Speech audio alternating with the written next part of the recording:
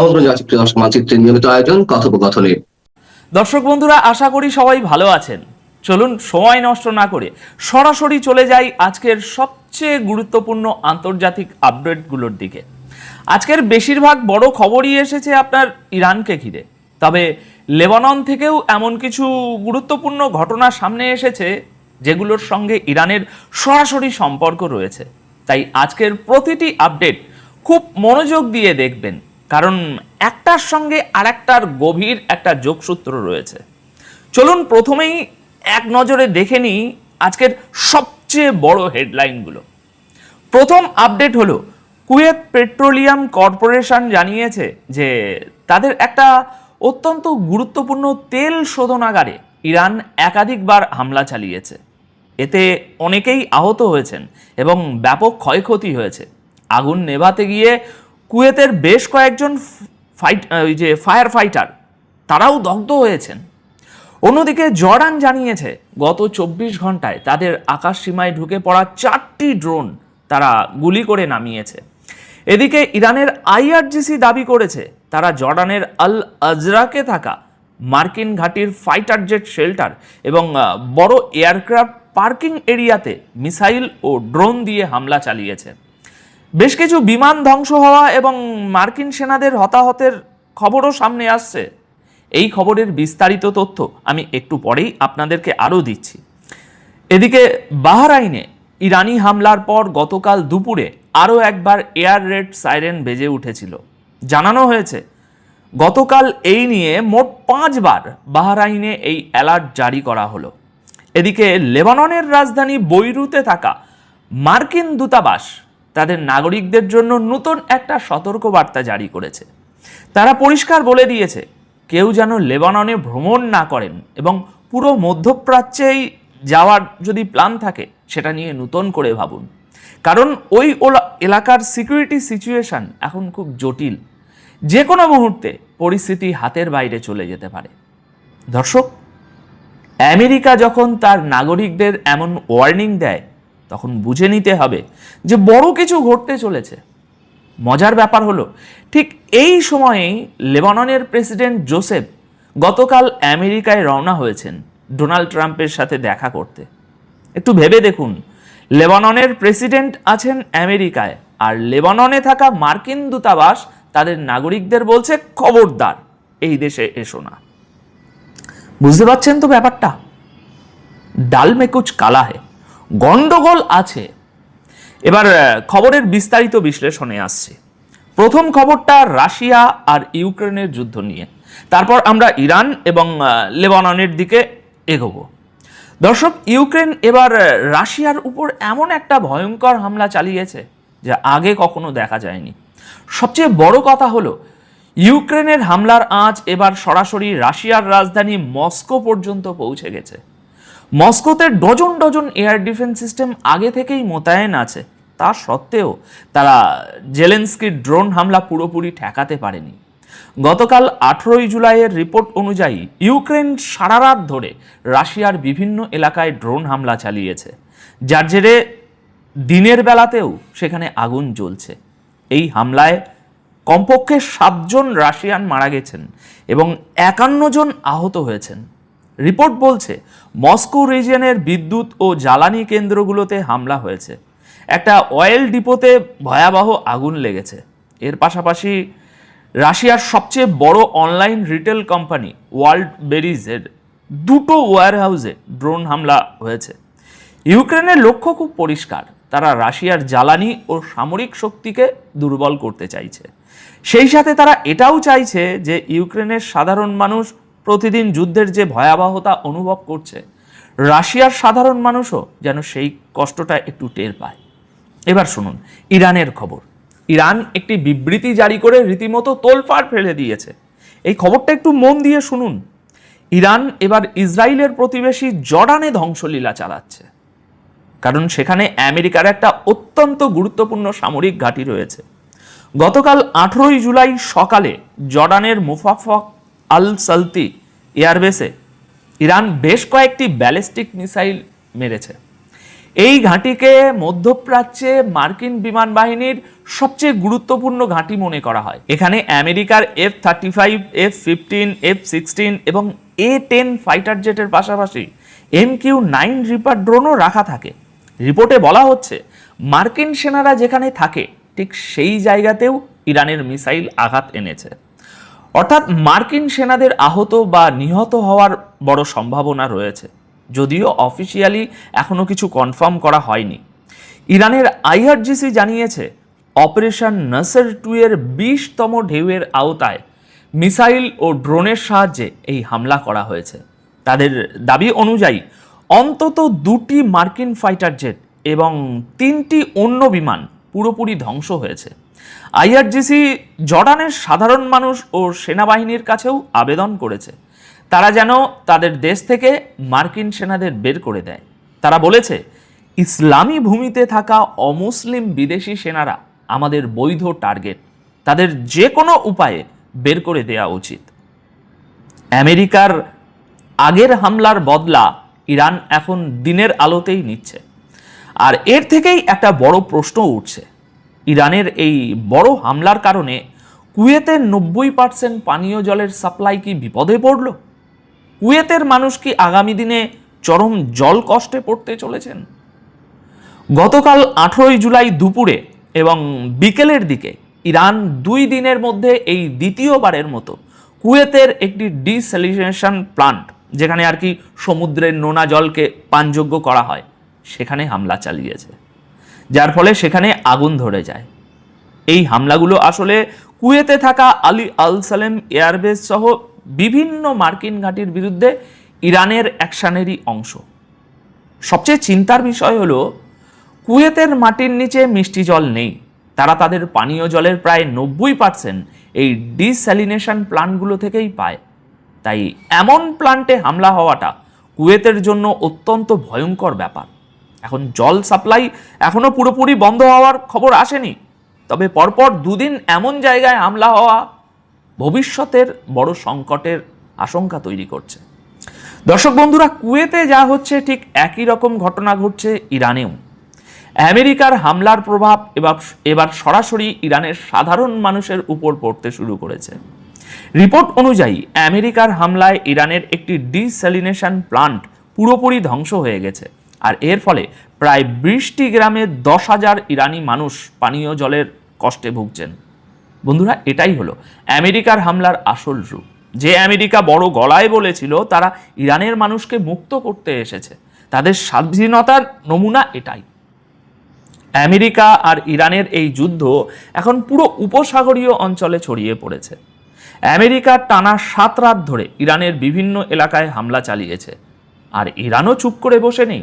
ইরানের news agency Meher news জানিয়েছে IRGCর নৌবাহিনী কুয়েত এবং বাহরাইনে থাকা অনেকগুলো মার্কিন ঘাঁটিতে একযোগে হামলা করেছে।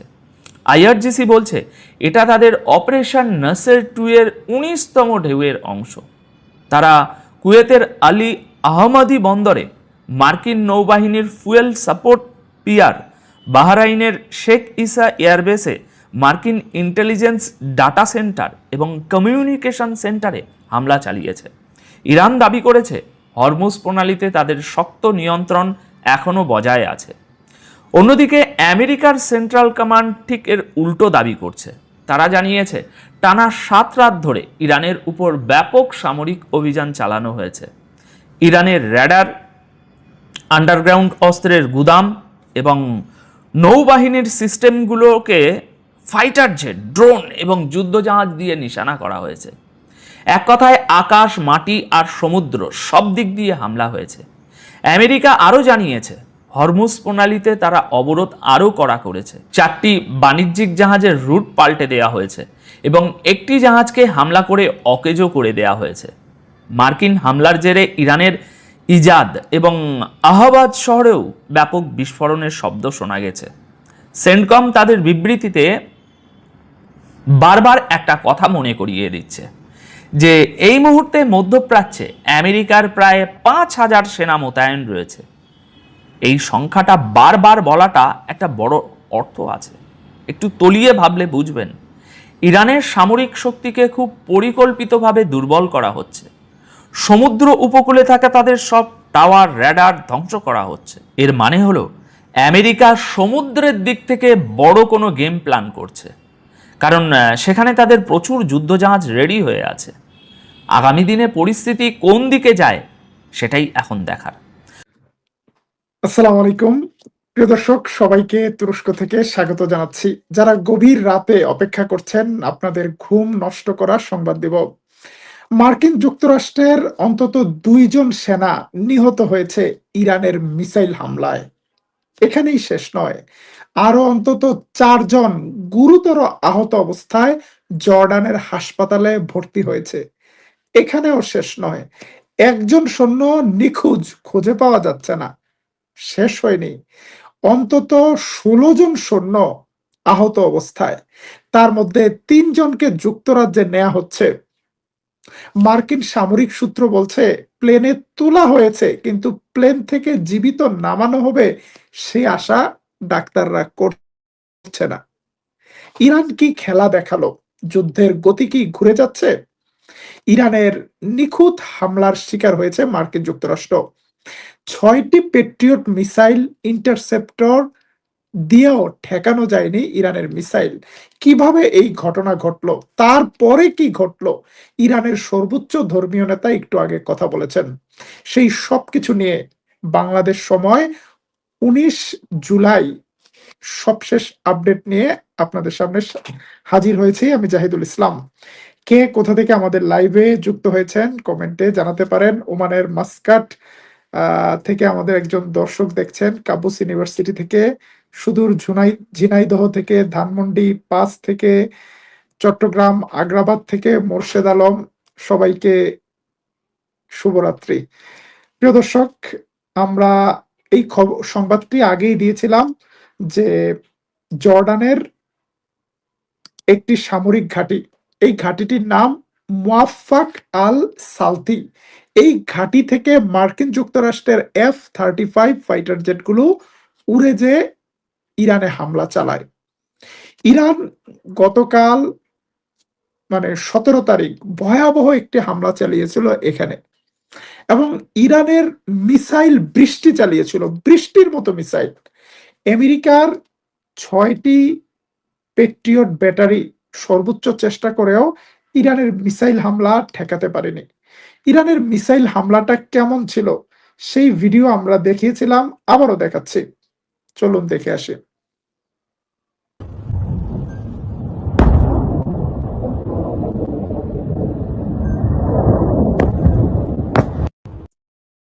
আপনারা দেখেছেন যে সকল ইন্টারসেপ্টরকে পাশ কাটিয়ে কিভাবে ইরানের মিসাইল চলে গিয়েছে। আমরা আরেকটি ক্লোজ আপ ভিডিও দেখাচ্ছি যেখানে এই মিসাইলটি কিভাবে হিট করেছে সেটা দেখা যাবে।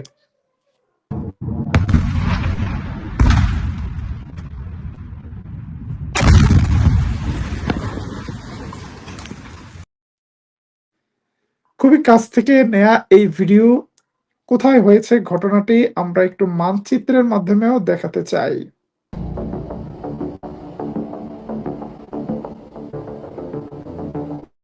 এই জর্ডানকে অনেকেই বলে আরব ডোম।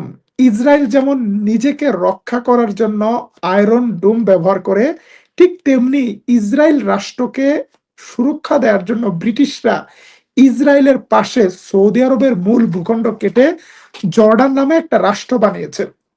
পৃথিবীর ইতিহাসে কোনোদিন কখনো জর্ডান নামে কোনো রাষ্ট্র ছিল না, কোনো জাতি নেই। No nation named Jordanian. এরা সবাই আরব জাতির লোক। এবং জর্ডানের যে বাদশাহ ক্ষমতায় বসে আছে, এর বাপদাদা 14 গোষ্ঠী সৌদি আরব থেকে এসেছে। এরা মক্কার শরীফ হুসাইনের বংশধর, সেই বিশ্বাসঘাতকের বংশধর যার বিশ্বাসঘাতকতার কারণে ব্রিটিশরা মক্কা মদিনা দখল করেছিল, যার বিশ্বাসঘাতকতার কারণে জেরুজালেম দখল করেছিল ব্রিটিশরা।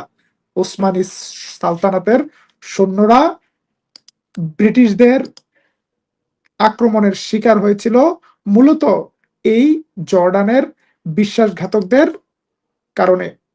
আমরা আপনাদের আজকে একটা দুর্লভ ছবি দেখাচ্ছি। 1917 সালে এই সেনাদল উসমানী সালতানাতের শেষ সেনাদল, যারা শেষবার গাজার জন্য লড়াই করেছে। প্রাণ লড়াই করেছে। দুটা ব্যাটেল হয়েছে গাজায়। প্রথম ব্যাটেলে তারা জয়লাভ করেছে, কিন্তু দ্বিতীয় ব্যাটেলে তিন দিকের বিশ্বাসঘাতকতার শিকার হয়েছে। একদিকে আরব, এই জর্ডানের রাজার বাদশার পূর্বপুরুষেরা, অন্যদিকে অটোমান সুলতানের ভেতরে সালতানাতের ভেতরে থাকা কিছু ইহুদি গুপ্তচর, তারা ব্রিটিশদের পক্ষে গুপ্ত তথ্যগুলো ফাঁস করেছে। 3 নাম্বার, অটোমান আর্মির ভেতরে থাকা সেকুলার কিছু আর্মি, যারা পরবর্তীতে তুর্কি জাতির বাপ সেজেছে, তারাও অনেক রহস্যজনক ভূমিকা পালন করেছে। সে কারণে ওসমানীরা সরে এসেছিল জর্ডান থেকে, ফিলিস্তিন থেকে, সিরিয়া থেকে, আরব জাহান থেকে। এই জায়গাগুলো দখলে নিয়েছিল ব্রিটিশরা, এবং তারা ইসরায়েলের জন্য একটা জায়গা আলাদা করেছে, ইসরায়েলের নিরাপত্তার জন্য জর্ডান করেছে। জর্ডানের রাজতন্ত্র সবসময় ইসরায়েলকে পাহারা দেয়, এবং তারা তাদের সেনাঘাঁটিগুলোকে খুলে দিয়েছে মার্কিন যুক্তরাষ্ট্রের জন্য। জর্ডান কালকে বলছে আমাদের দেশে কোনো আমেরিকান ঘাঁটি নেই। ঘাঁটি নেই ঠিকই, তাদের ঘাঁটিগুলোই তারা আমেরিকান সৈন্যদেরকে দিয়ে রেখেছে। বেটা, ঘাঁটি যদি না থাকে তাহলে আমেরিকান সৈন্য কোত্থেকে আসলো, কিভাবে মারা গেল? এবং আমাদের কিছু দর্শক বিভিন্ন সময় কমেন্ট করে যে ইরান কেন আরব দেশে হামলা করে।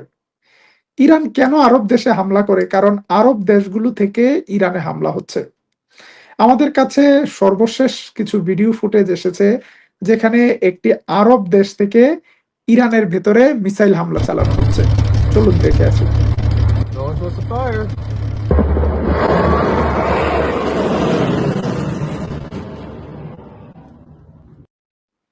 আপনারা দেখতে পেলেন মার্কিন সৈন্যরা একটি হামভি সামরিক যানের ভেতরে থেকে রিমোট কন্ট্রোল টিপ দিয়ে আরব দেশ থেকে ইরানের বিরুদ্ধে মিসাইল হামলা চালাচ্ছে। তাহলে ইরানের কি উচিত এই আরব দেশগুলোতে হামলা করা? ইরান কি সঠিক কাজ করছে নাকি ইরান ভুল কাজ করছে? প্রিয় দর্শক, যেটি বলছিলাম যে জর্ডানে ইরানের মিসাইল হামলায় অন্তত 2 জন মার্কিন সেনা নিহত হয়েছে, এই সংবাদ স্বীকার করেছে আমেরিকান সেন্ট্রাল কমান্ড। আমি বলছি, তাতে হয়তো আপনাদের বিশ্বাস করতে কষ্ট হচ্ছে। চলুন আমরা আল জাজিরার একটি ইংরেজি প্রতিবেদন একটু শুনে আসি। They have since been discharged. Other personnel. And we're just going to bring you some breaking news now. A statement from CENTCOM about the recently fallen and also missing U.S. service members. Well, the statement reads the following. On July the 17th, 2 U.S. service members in Jordan were killed in action as U.S. Central Command and partner forces defended against Iranian ballistic missile and drone attacks. Additionally, 1 service member is currently missing in action. 4 American service members were medically evacuated due. তাহলে আমি যেই তথ্যগুলো দিয়েছি তার একটাও মিথ্যা বা ভুল তথ্য নয়। গত 3 বছর ধরে একটানা আপনাদের সেবায় নিয়োজিত আছি। সবসময় একুরেট সংবাদগুলো দেওয়ার চেষ্টা করি, অতিরঞ্জিত নয়, বাড়িয়ে নয়। আমরা সকালের লাইভে বলেছি ইরানের হামলায় মার্কিন সেনারা হতাহত হয়েছে, এই কথাটি অস্বীকার করেনি সেন্ট্রাল কমান্ড।